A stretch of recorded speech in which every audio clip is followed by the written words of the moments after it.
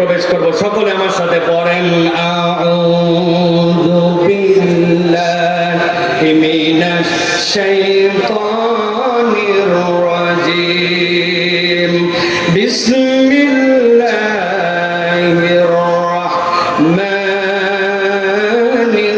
রাহিম ইন্নাল মুত্তাকিনা ফি জান্নাতিন ওয়া উয়ুন উদখুলুহা বিসালামিন আমিনিন। আল্লাহ রাব্বুল আমিন বলছেন, দুনিয়াতে আল্লাহ রাব্বুল আমিন আশরাফুল মাখলুকাত করে মানুষকে সৃষ্টি করলেন, কিন্তু এই মানুষ কেবল মানুষ হিসাবে আশরাফুল মাখলুকাত না। ওই মানুষের সাথে আশরাফুল মাখলুকাত হইতে হলে চারটা তার সাথে সম্বন্ধ যুক্ত হতে হয়। এক নম্বর সম্বন্ধ, ওই মানুষকে আল্লাহর বিধানের প্রতি সমর্পিত হতে হবে। বান্দা যখন আল্লাহর বিধানে সমর্পিত হয় তখন ওই মানুষের পরিচয় হয় মুসলমান। আল্লাহ বলছেন, আমি তোমাকে কেবল মুসলিম হিসাবে দেখতে চাই না, আমি তোমার গ্রেডে 2তে উন্নীত করতে চাই। ওই বান্দা যখন আল্লাহ রাব্বুল আমিনের প্রতি পূর্ণ বিশ্বাস করে কাজের মধ্যে নেমে পড়ে, গায়েবে বিশ্বাস করে, আল্লাহ রাব্বুল আলামিনের যেই বিধান তার মাথায় ধরে ওইটাও মানে, যেইটা মাথায় ধরে না ওইটাও মানে। আল্লাহ বলছেন ওই মুমিনের পরিচয় তখন হয় মুসলিম নয়, কেবল মুমিন। আল্লাহ বলছেন ওই মানুষটাকে আমি গ্রেড 3তে উন্নীত করি। ওই মানুষটা যখন আল্লাহর যাবতীয় নিষেধাজ্ঞা থেকে নিজেকে সরায় নেয় আর আল্লাহর নিষেধাজ্ঞা থেকে সরায়া আল্লাহর দেওয়া বিধানের প্রতি অটল অবিচল থাকে, তখন ওই মানুষটা হয় মুত্তাকি। আর ওই মানুষ, যেই মানুষ মুমিন মুসলিম মুত্তাকি, কিন্তু এরপরে আল্লাহ রাব্বুল আমিনের জন্যই বান্দা এমন কাজ করে যেই কাজ না করলে আল্লাহ খুশি নয়, কিন্তু আল্লাহকে খুশি করার জন্য ওই বান্দা আল্লাহর দেওয়া ভালো কাজগুলো বেশি বেশি করে। আল্লাহ বলছেন ওই বান্দা তখন আল্লাহর কাছে মুহসিনের দপ্তরে আল্লাহ তার নাম লিখে নেন। আল্লাহ বলছেন দুনিয়ার মানুষ ভালো করে জেনে রাখো, আমার এই 4 শ্রেণীর বান্দার মধ্যে ইন্নাল মুত্তাকিনা ফি জান্নাতিন ওয়া উয়ুন, আমার বান্দাকে আমি রব্বুল আমিন মুত্তাকির দপ্তরে তুলে তাকে আমি জান্নাতে রাখবো, আর আমি তার জন্য ঝর্ণা ধারার ব্যবস্থা রাখবো। আল্লাহ ডাক দিয়ে বলবেন উদখুলুহা বিসালামিন আমিনিন, আমি আমার বান্দাকে ডাক দিয়ে বলবো তুমি নিরাপদে জান্নাতে ঢুকে যাও। আল্লাহ বলছেন আর যখন বান্দা জান্নাতে যাবে, ওয়া নাযা'না মা ফি সুদুরিহিম মিন গিল্লিন, দুনিয়ার বুকে হাজার ভালো মানুষ হওয়ার পরেও অন্তরের মধ্যে ঈর্ষা চলে আসে, অন্তরের মধ্যে দূরত্ব তৈরি হয়, মানুষের সাথে মানুষের ভেদাভেদ হয়।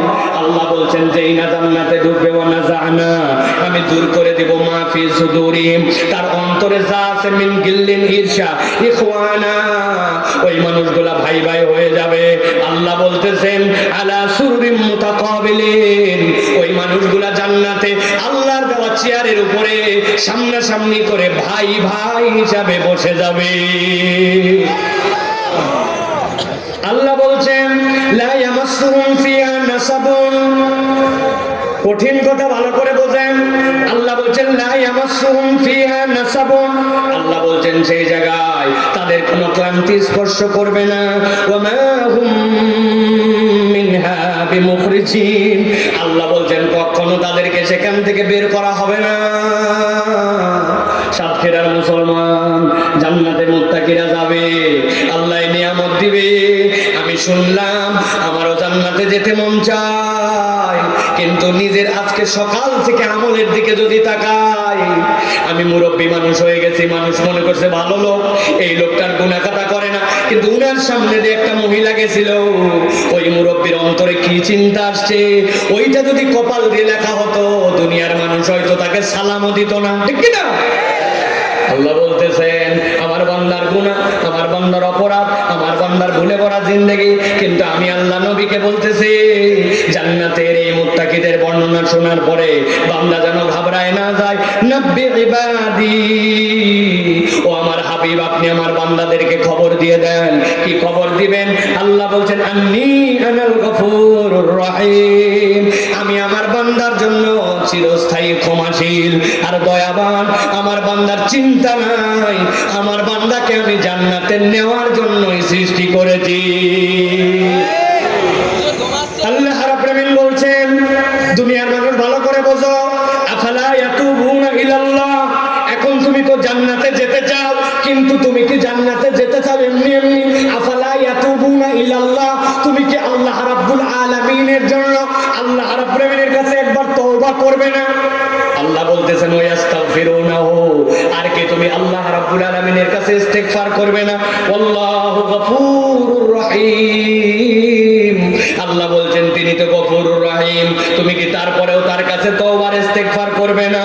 আল্লাহ অন্য আয়াতে বলছেন কুলিয়া ইবাদিয়াল্লাযিনা, ও আমার বান্দারা, আপনি নবী বলে দেন যারা তোমরা আসরাফু বাড়াবাড়ি করেছো আলা আনফুসিহিম, তাদের অন্তরের উপরে, লা তাকনাতু মির রাহমাতিল্লাহ, আল্লাহর রহমত থেকে তুমি নিরাশ হয়ো না।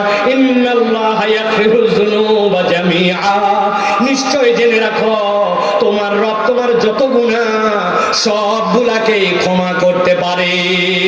সুবহানাল্লাহ।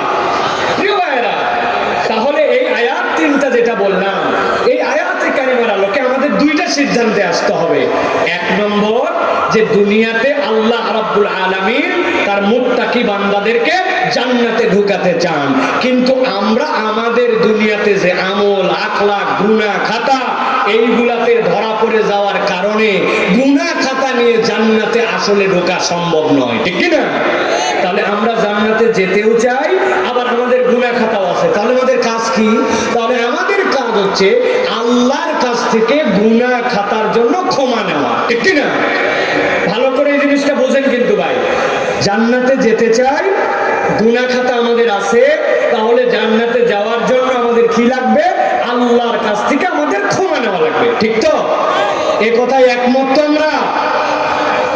এখন কথা হচ্ছে, জান্নাতে যাওয়ার জন্য তো আমরা ক্ষমা চাই, আল্লাহর কাছে ক্ষমা নিতে হবে, কিন্তু আমরা কি কোরআন হাদিসের আলোকে প্রকৃতার্থে জানি যে আল্লাহ রাব্বুল আলামিনের কাছে ক্ষমা পাওয়ার কোরআন সুন্নাহর আলোকে আসলে উপায় কি কি? প্রিয় ভাইরা, আমি আপনাদের কাছে বলবো, দিল দিয়ে অন্তর দিয়ে এই যে কষ্ট করে বসে আছেন দীর্ঘ সময় ধরে, অন্তত এই বার্তাটি আজকে যদি আমরা নিয়ে যাই, তাহলে আপনার আমার জীবন আজকের থেকে ভিন্ন একটা রঙে রঙিন হতে পারে।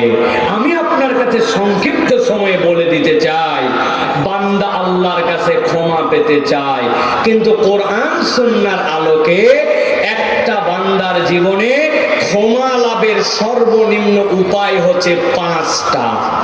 আমি আপনাদের কাছে জিজ্ঞাসা করব, একসাথে অ্যাক্টিভ ভাবে উত্তর দিবেন। কোরআন সুন্নাহর আলোকে বান্দার জীবনে ক্ষমা লাভের সর্বনিম্ন উপায় কয়টা?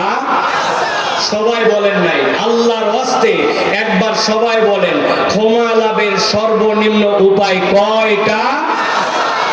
হাতগুলা সব রেডি করেন। এই যে যারা চেয়ারম্যান আছেন, আপনারা মানে চেয়ারে বসে আছেন বলে চেয়ারম্যান বলছি আপনাদেরকে, হ্যাঁ, আপনারা তো ভিআইপি মর্যাদায় আছেন, আপনারা সহ দাঁড়ানো সহ হাতগুলা সব নিচে নামাবেন। আমি জিজ্ঞাসা করব, আল্লাহর কাছে ক্ষমা লাভের সর্বনিম্ন উপায় কয়টা? একসাথে সবাই হাত তুলে বলবো 5টা। পারবেন না ইনশাআল্লাহ? তাহলে আল্লাহর কাছে ক্ষমা লাভের সর্বনিম্ন উপায় কয়টা? সব হাত ওঠে নাই। আর একটা বার কষ্ট দেব আপনাদেরকে, হাত নামান। আল্লাহর কাছে ক্ষমা লাভের সর্বনিম্ন উপায় কয়টা? মাশাআল্লাহ, হাত নামান। তাহলে এই 5টা শুনবো, আমলের নিয়ত করে চলে যাব। বলেন আল্লাহুম্মা আমিন। 1 নম্বরে, বান্দা যদি আল্লাহর কাছে ক্ষমা পেতে চায়, তাহলে বান্দার 1 নম্বর উপায় হচ্ছে ঈমান এবং নেক আমল। বলেন কি? ঈমান এবং নেক আমল। ঈমান এবং নেক আমল না থাকলে আল্লাহর কাছে ক্ষমা পাওয়া যাবে